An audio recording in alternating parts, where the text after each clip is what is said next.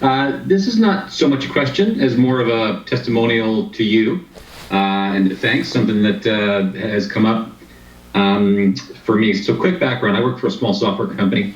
We sell purchasing software. Been doing it for 20 or so years.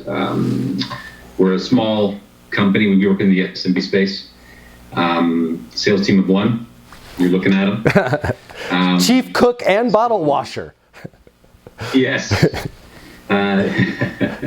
So, not that this is necessarily relevant to what I'm about to thank you for helping me, tweak my approach and the way I talk to people. I don't think it's necessarily unique to it, but we don't do sales, cold calling. We have a great engine, and we get a great income of people calling us and wanting to speak to us and what we offer. And one of the things that I find interesting is, and a challenge over the years, is that when people approach you, they often approach you thinking that they know what they need. Mm-hmm. Right? They come to you with, and with software, it's, hey, for example, we need software that can accommodate, a 15-digit PO number. Mm-hmm. Right? And so they come with you with the solution.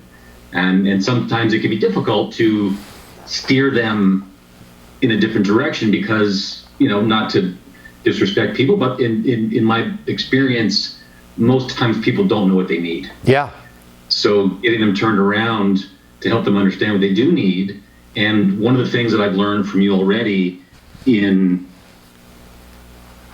helping people is, number one, you don't want to start talking about your product right away. Nope. And that can be difficult when they come to you and say, hey, does your software do this? Does your software do that? Yep. Most times we have a yes answer, but we have a no answer. I've learned from you that it's great to be able to spin it in a way to say, hey, what I've noticed with other businesses is, taking the PO number into as the example, oftentimes when they have a big number, it's because it includes the date, it includes a cost center, it includes, and it makes sense when they're paperless because that's how they communicate that information. Yep. So I've learned through you and talking to them away from the software is being able to say, we found, other businesses when they're able to position technology and be able to use a PO as just the number and have specific fields for things like department, they're able to now take advantage of better reporting, visibility into budget compliance. And you're still talking software a bit, but you're taking them into an area where they're now thinking, away from the PO number issue and about what software can do for them in other areas.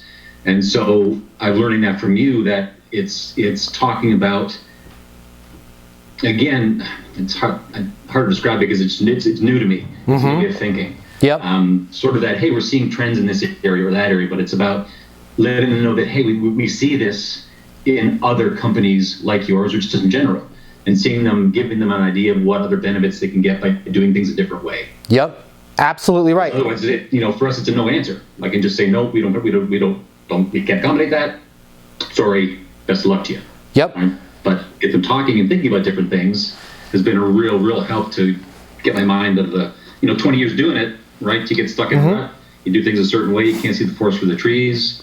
So I've been really enjoying this a lot. So again, not a question, just a thank you. Yeah, and I want to throw some stuff onto that too, Matt, if I can, because you just described all of our problems, right?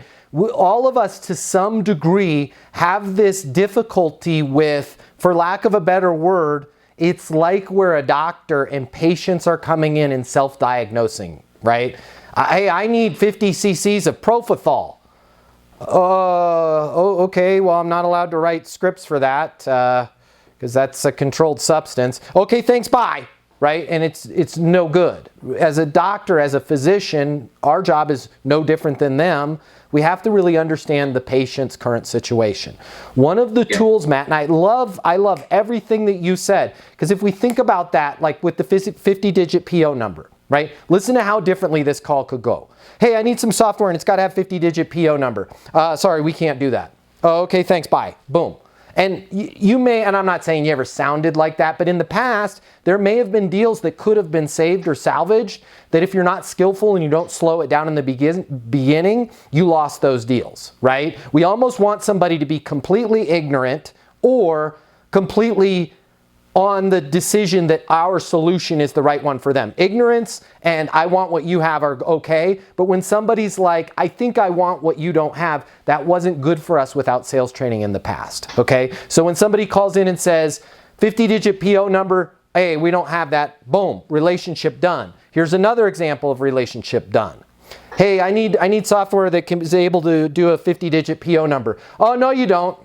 Right? You don't need that because typically with the software, the date is in there. So now you got to fight. Now it's you're wrong, I'm right. And even when you're right, doesn't feel good to the customer, right? And the reason why I grabbed a pen and a piece of paper, sword and shield, best tool for these situations. And you had said that most of your leads, you're not outbound, they're inbound. That's fantastic.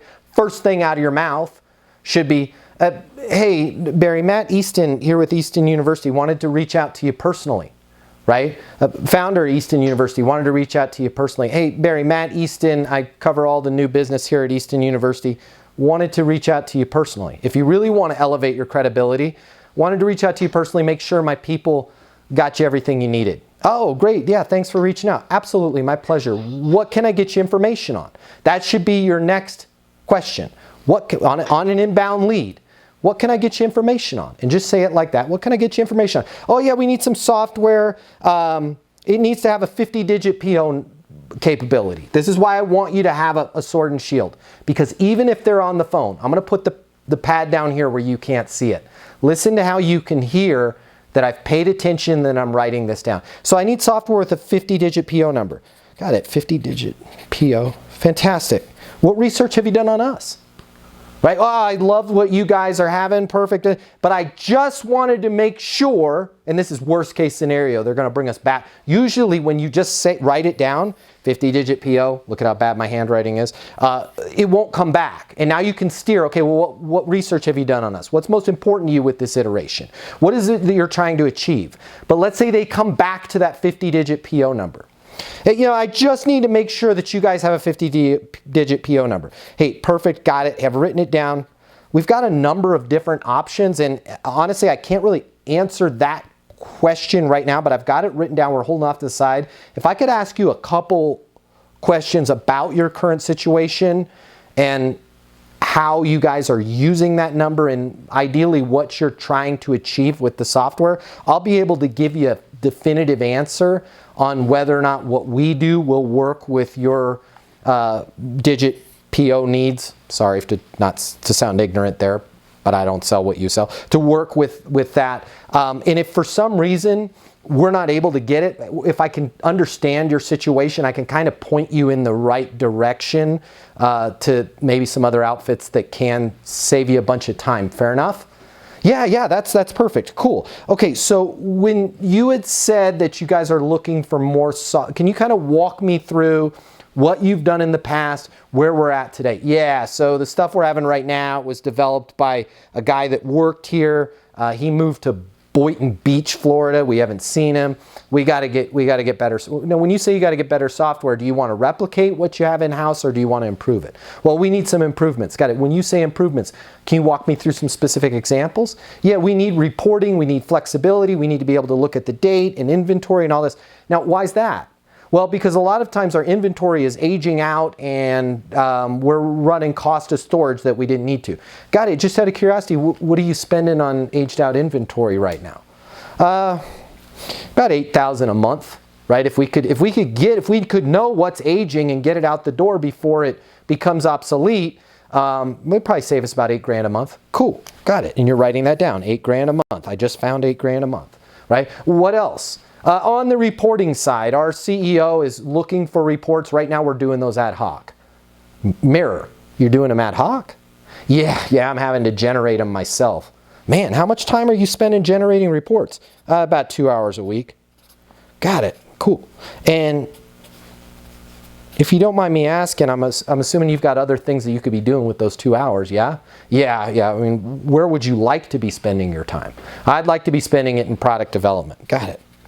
Why else? Well, that's pretty much it. We want to know aging inventory. I don't want to do these reports. I need their report. Cool. Based on everything that you're telling me, Sam, on the 50 digits, so here's what I'd like to recommend. We've got, our package was kind of really designed for people like you. What it's going to do is we're going to actually pull the date out of that 50-digit PO so that we can now give you a report, and that will actually work well with your aging inventory, save you that $8,000 a month or $96,000 a year. I'm very confident based on everything that you're telling me, unless we see some things as we go through with implementation, that we can save you that $96K. And then on the reporting side, that's kind of our bread and butter. We'll be able to get not only you those reports every week, but your leadership the reports every week. And then the really cool thing is they'll be able to go in and pull them ad hoc to save you that 2 hours a week, 8 hours, a full day every month, just sitting there typing out TPS reports. I'm not hearing anything that you've told me that sounds out of line with what we could do. Does it make sense for us to set up a time to formally scope this, see if we could grab that 96K back in those 2 hours of your life? Yeah. Now I've got somebody on the right track. But if I started off that conversation with, hey, you don't need it, they're not going to listen to me, right? Unless they're so desperate that they've called everybody else and they're like, man, I think I'm just going to get beat up today, but I've got to solve this problem. And we do that. I do that. I did that just last week. I'm like, I'm just going to deal with this, whatever it was. I don't want to say what it was, something with one of my cars, and the guy was a jerk.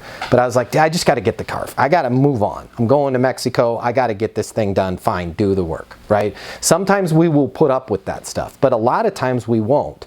And if we don't have a process where we slow down in the beginning, we're only going to be able to have good, solid conversations with inbound people that either are a perfect fit for us, which is about,